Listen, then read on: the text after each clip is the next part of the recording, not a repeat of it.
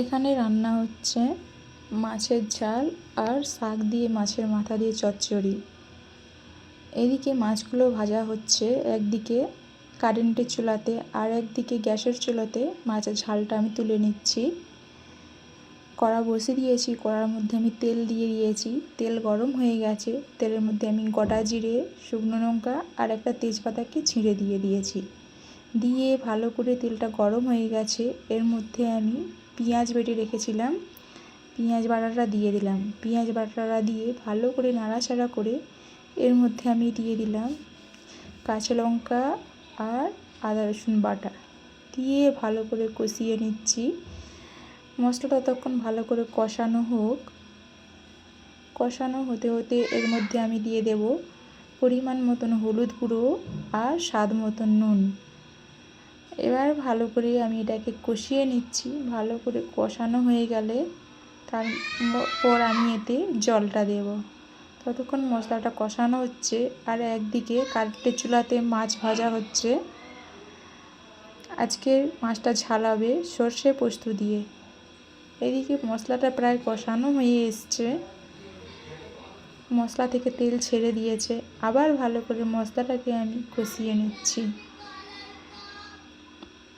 ততক্ষণ মশলাটা কষানো হোক। এদিকে আমি সর্ষে পোস্তটা রেডি করে নিচ্ছি মশলাতে দেওয়ার জন্য। মশলাটা কষানো হয়ে গেলে সর্ষে পোস্তটা আমি দিয়ে দেব। খুব ভালোভাবেই মশলা কষানো হয়ে গেছে।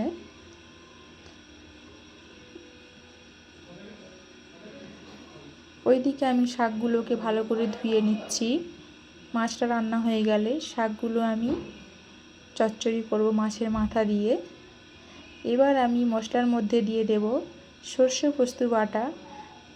মশলাটা বেটে আমি ছেঁকে রেখেছিলাম, সর্ষে পোস্তটাকে ছেঁকে রাখা জলটা দিয়ে দিলাম, খোসাগুলো ফেলে দিয়েছি। এবার ভালো করে নাড়াচাড়া করে কিছুক্ষণের জন্য ঢাকা দিয়ে রেখে দেব। ঝোলটা ফুটলে মাছগুলো দিয়ে দেব। এদিকে ঝোল ফুটে গেছে, ঝোলটাকে একবার নাড়াচাড়া করে মাছগুলো আমি দিয়ে দেব। খুব টেস্টি হয়েছিল এই সর্ষে পোস্ত দিয়ে রুই মাছের ঝাল। ঝাল হোক বা হালকা পরিমাণের ঝোল হোক, ভালোই হয়েছিল। ঝোলটা ভালোভাবে ফুটে গেছে, এর মধ্যে আমি ভেজে রাখা মাছগুলোও দিয়ে দিলাম।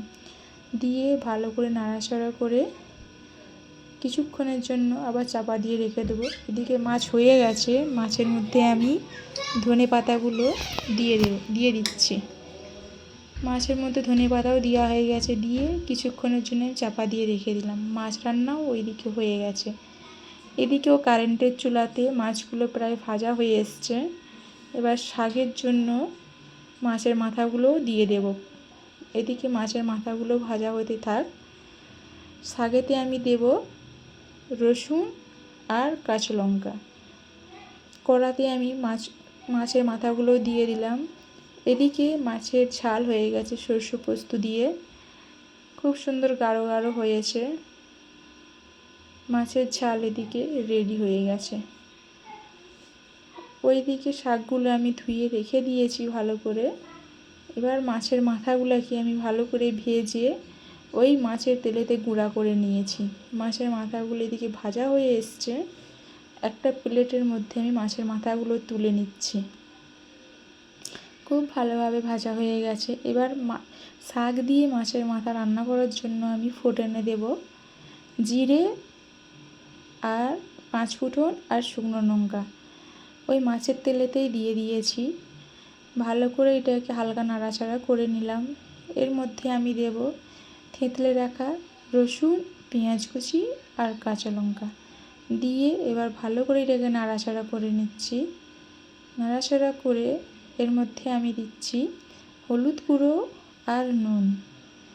এবার এটাকে দিয়ে আর অল্প পরিমাণে লঙ্কা গুঁড়ো, এখানে কাঁচা লঙ্কা বাটা আছে, বেশি পরিমাণ দিলাম নি। দিয়ে ভালো করে এটাকে আমি কষিয়ে নিচ্ছি। কষাতে কষাতে এর মধ্যে আমি মাছের মাথাগুলোও দিয়ে দেব।